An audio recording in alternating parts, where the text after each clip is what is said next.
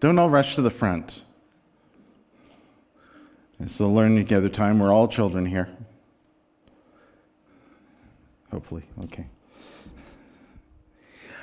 We tell these stories from the Bible. We tell these stories, and particularly the stories about Jesus, and then we have to kind of interpret them a bit because, and this will shock you, this is not the first century, it's the 21st.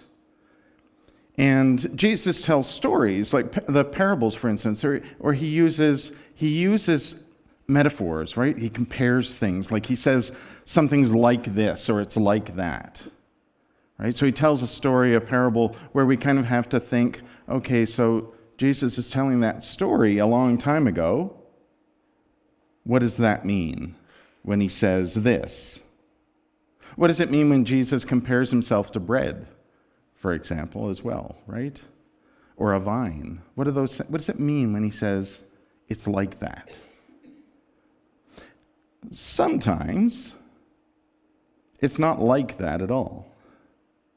And those are those really cool moments when Jesus says something is.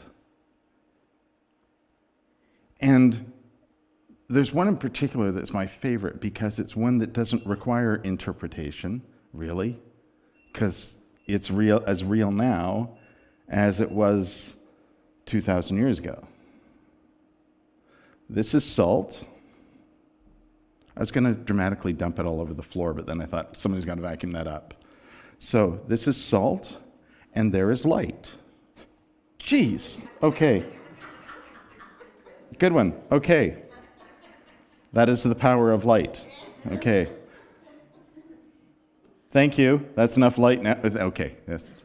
Something more steady. Yeah, okay. So, here's the thing. Jesus doesn't say you're like it. He says you are. You are salt and light. Because you are.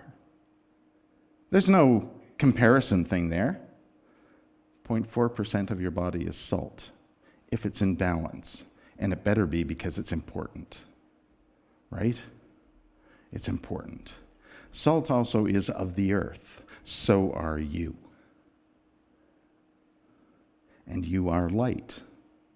This is the Spirit of God, right? You are light.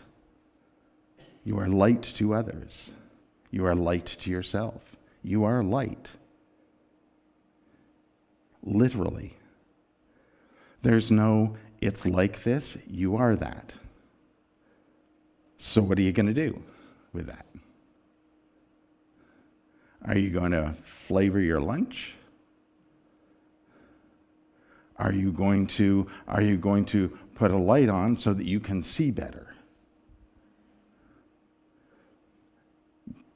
Because you can be the light for others, just as you can flavor things.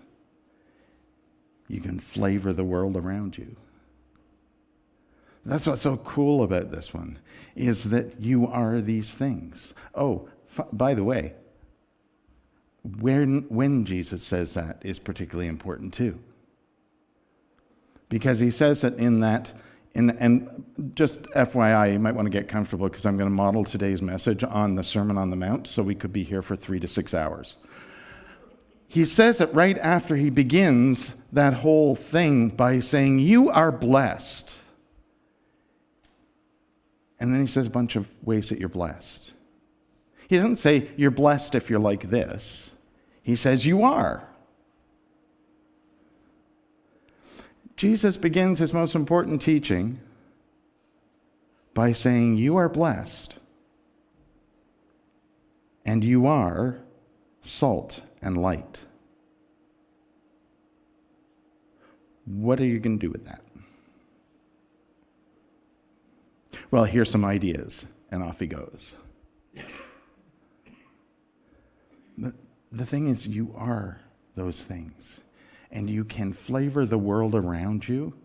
You can make an impact. You can change things. Chemical reactions, right? We put salt on food, sure, but we also put it on the ground to melt the ice during the winter. You are light. There is light in you. That is your life.